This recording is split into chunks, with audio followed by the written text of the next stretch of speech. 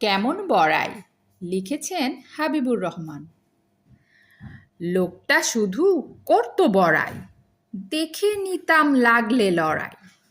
ওই ঢিপিতে মারতো ঘুষি, চোখ পাকিয়ে জোরসে ঠুসি।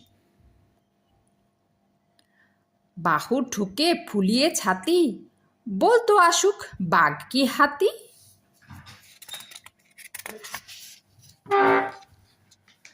আমি কি আর কারেও ডরাই, ভাঙতে পারি লোহার কড়াই।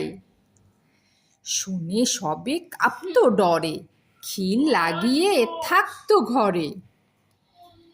একদিন এক ভোরের বেলায় ব্যাবাক লোকের ঘুম ভেঙে যায়। ঘর ছেড়ে সব বেরিয়ে এসে বাড়িয়ে গলা দেখলো শেষে, ডিভির পাশে বাঁধের গোড়ায় লোকটা কেবল গড়িয়ে বেড়ায়। ব্যাপার কি ভাই, ব্যাপার কি ভাই, ফিসফিসিয়ে বলল সবাই। লোকটা তখন চেঁচিয়ে জানায়, ওই ধরেছে নাকের ডগায়।